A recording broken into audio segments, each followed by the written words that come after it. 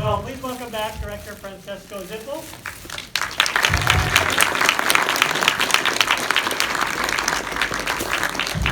Okay, so Francesco, we're just going to talk for a bit before we bring up the man of the hour here. Hello.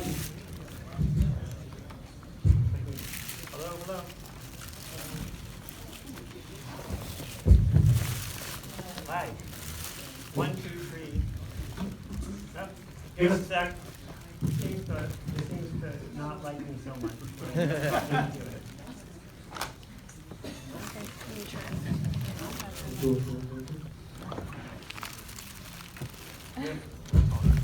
Hello. Yeah, we're not getting anything. Hello. There we go. Hello. There we go. Thank you. So, Francesco, I have 2 questions to start. One is, what did you learn about William Friedkin that you didn't already know when making this movie?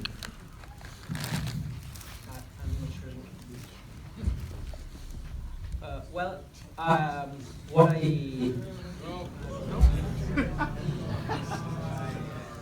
Hello? Work? Oh, okay. We'll switch again. It's like the Marx Brothers. Entertainment. And what I learned, he let me, he gave me the chance to think about so many things, not only about his films, about his life, but about the right attitude, I would say, in having a career, falling in love with a project, trying to be true to your ideas, to what you want to do with a film, with an artistic career. So that was really important.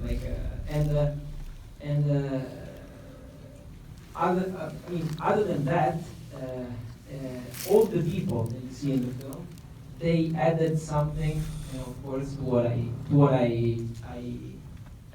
he told me, and the love, the respect, the friendship that they showed was amazing, and became part of the same thing, and it was really great.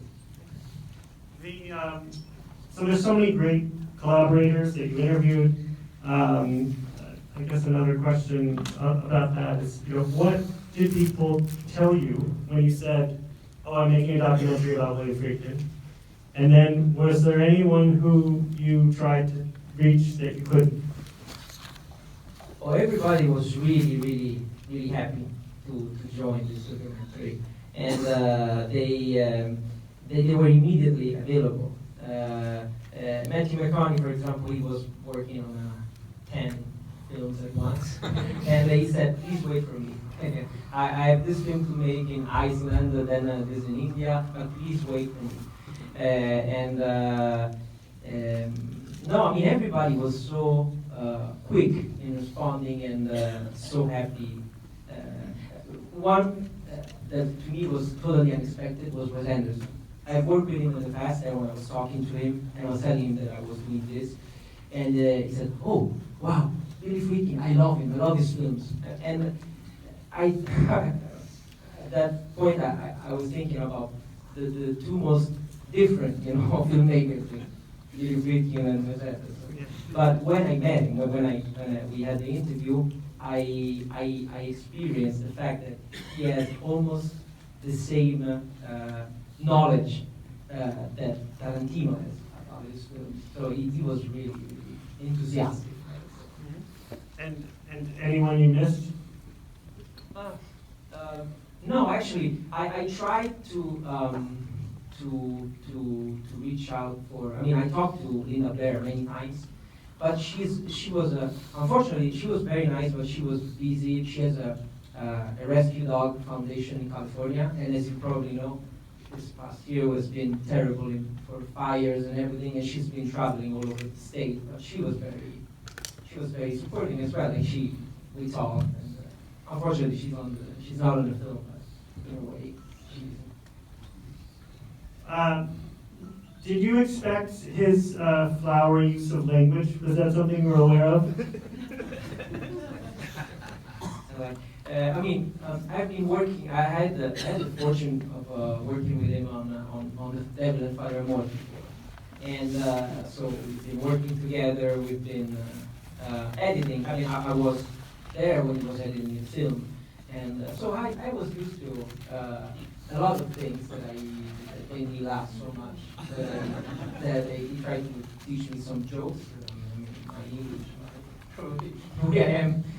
I couldn't absorb all of them, but it was hilarious all the time. Great. How much time did you spend talking to him? The actual interview was filmed through, I think, 4 days. 4 days, yeah. We tried to go through as many things as possible, but then we met while he was traveling through Europe. Venice, Sitges, Lyon, Strasbourg, so we had the chance in different occasions, but the core was 4 days. Yeah. And is there anything on the cutting room floor that, maybe, you might have liked to put in the film, but just couldn't, or just didn't fit? I would, there's many things because, of course, you have to try to find a good balance and a good size for the film. Actually, there's a story about a very peculiar kind of, I would say, not a painting, but something that was framed in Billy Wilder's living room.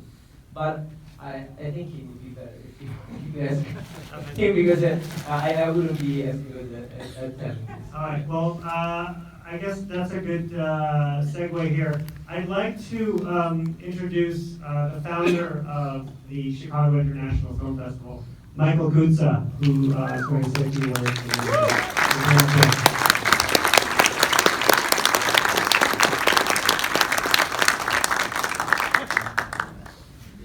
Thank you, sir. I've got a mic that works.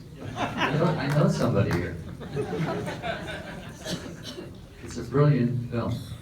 Boy, it's the second time I've seen it, and I've never seen a doc that works so well. But I'm not here to talk about the film. I'm here to give an award to a dear, dear person. You have every fucking lifetime achievement award. I want to say that after. Mr. Friedkin, would you please come down here, and we can talk face to face.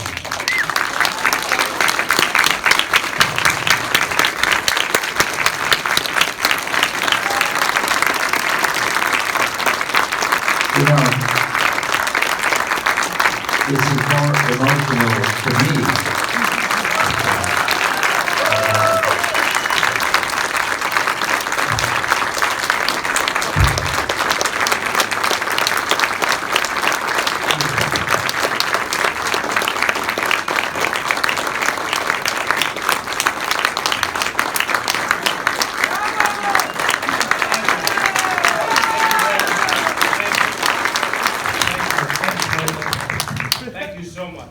This is more emotional to me because we had your film at the first film festival, 1965. And here, this is my last film festival. And having you, this is like the full circle. I was here the first time Michael put on the Chicago Film Festival. I guess it was 55 years ago. With 1965, so that's not quite. It took a year to pull it all together. Yeah. So it was the 64th festival, my 55th. Yeah. And he's been doing it ever since, and he's been doing it brilliantly. And all of us who love and respect Michael are so sorry to see him leave, but he just feels it's time to get on to something else, which I think is really admirable. And I know that job as a waiter at Gibson's, you're gonna be fantastic. I could make more money there, I'll tell you. You're gonna start making some money now. So, shall I read what this award has to say? Yeah, it's hold on. Well, First, wait a minute. Read this stuff. It says to Carrie Mulligan. This is tomorrow. Oh my God, this is tomorrow's award. Not really. Is she here? Come get on, her award? that's tomorrow, Bill. You don't have to read that. Just say, speak from the heart. Go ahead, speak from the heart. Mike. We don't need this. I want you to speak from your heart. First of all, I'm listening. Go ahead. all right, let's go. You can do it. Hold on, of course I can do it. When we got this doc, we heard it was going to world premiere in Venice. I took a look at it with Anthony. And so we've got to invite Bill. See, I don't really know you enough to call you Billy, you know that. You're Bill to me and I'm Michael, remember? Oh, yes. I'm listening. And I saw this film and I said, but this shows a human, not that tough guy that we know all the time, that you portray, but it shows this human, warm, almost fuzzy teddy bear kind of guy who's made these incredible films that have changed our life. And I think we have to show it and let our audiences know who you really are. And this film shows who you really are. And by the way, I hate the term lifetime. You have all these lifetime achievements. For Christ's sake, your life is not ending. I've always hated the term. In fact, Clint Eastwood, when we gave him one, he says, you're not giving me a lifetime achievement, or you give me a career achievement, or artistic, you're not giving me a lifetime. I got a lot more to do in life, as you do. That was beautiful, Michael. No. Hold on. I didn't have that written for you. What about your Huh? unwavering commitment to crafting powerful, raw, bold, cinematic works across a range of genres that have captivated audiences over the fucking decades? Is that better? No, I actually apologize for my language in this film. I really do. I especially apologize to, the women in the audience. When I did this interview, I wasn't thinking about it going before an audience. I was just talking to Francesco, and I was speaking off the cuff. But as I listen to it now, I think I really want to apologize because there's a lot of stupid things in that and a lot of arrogance. But thank you for this. Thank you for this. Look, when excuse me, Michael.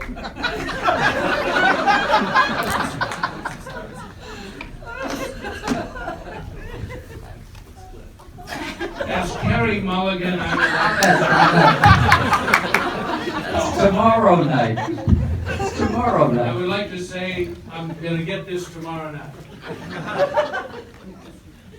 When I grew up in a one-room apartment on the north side of Chicago, and my entire education came from the neighborhoods of Chicago. And the wonderful culture that's everywhere, in every community. The German community, the Polish communities, the African American communities. I knew them all very well, and I learned everything from there. I never went to college. I went to Senn High School. And right after high school, when I was looking for a job, I had no idea what I wanted to do. And I really didn't learn much at school. And I was looking through the want ads of a newspaper. And it was either the Times or the Tribune or the Daily News then. And I saw that there was an opening for young men in the mailroom of a television station, to start at the mailroom and then work your way up in television. And I went to Tribune Tower, and it was a Saturday afternoon, and the guy who ran the mailroom, his name was Ray Demalski, and I had nothing to recommend me for this job. And in fact, it was literally a mail room.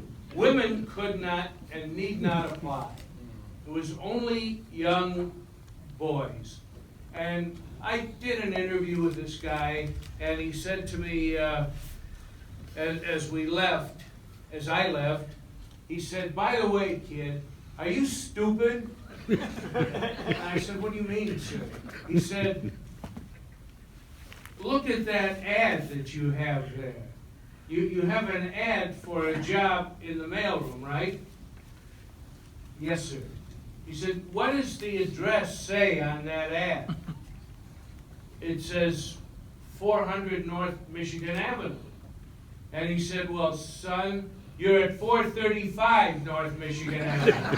I went to the wrong place and got hired.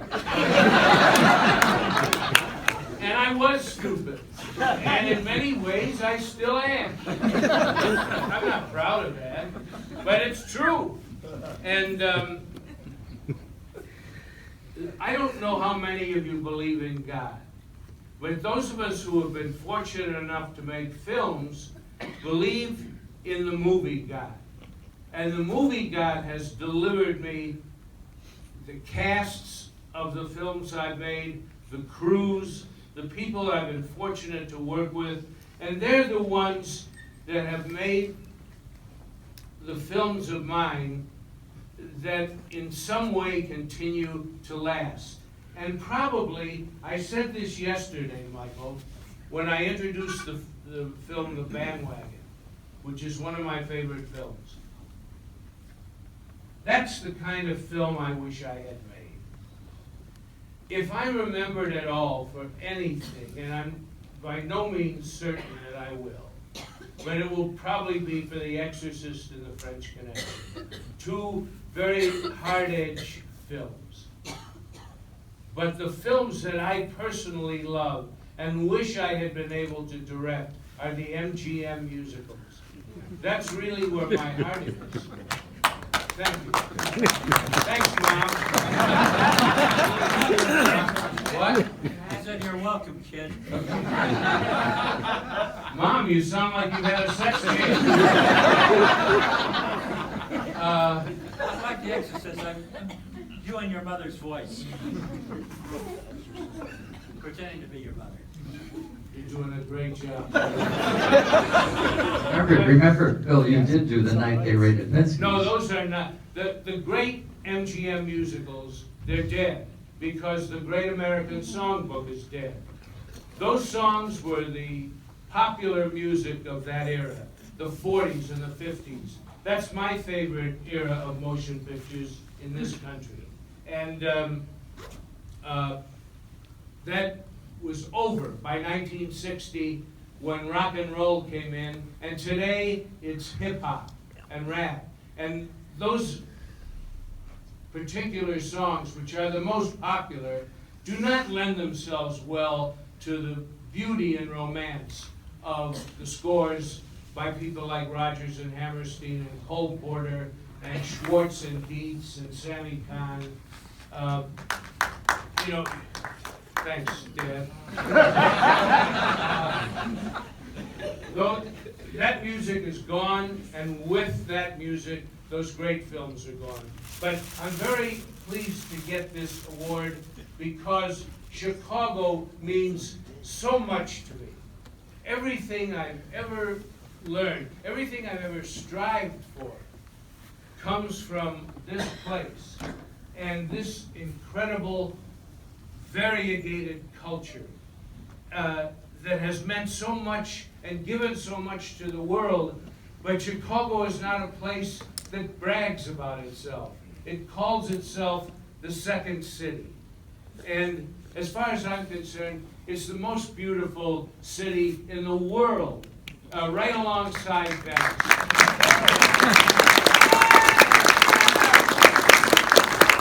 But also, you are all so fortunate in having this astounding culture at your fingertips. The Art Institute, the Chicago Symphony, all the different foods and cultures that exist here that you can simply absorb if you're interested. And the great thing that Chicago gave to me was a sense of curiosity. Curiosity about everyone and everything.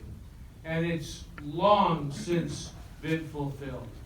I'm very grateful to Francesco Zippel for his documentary, to Michael Kutza, who has Let's hear it for Michael.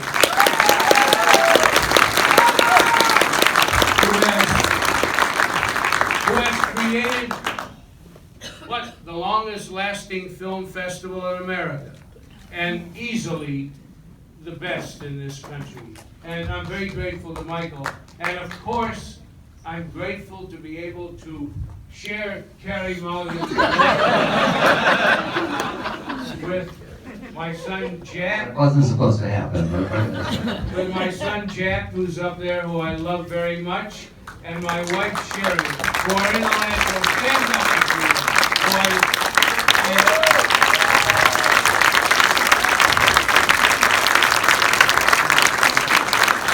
Without the love of one of the dearest women I've ever known, without her love and without her, none of this would mean a damn thing. So I'm very grateful to you, darling, and to you, Jack, and all of you for being here tonight. God bless you, everyone. Thank you, Billy.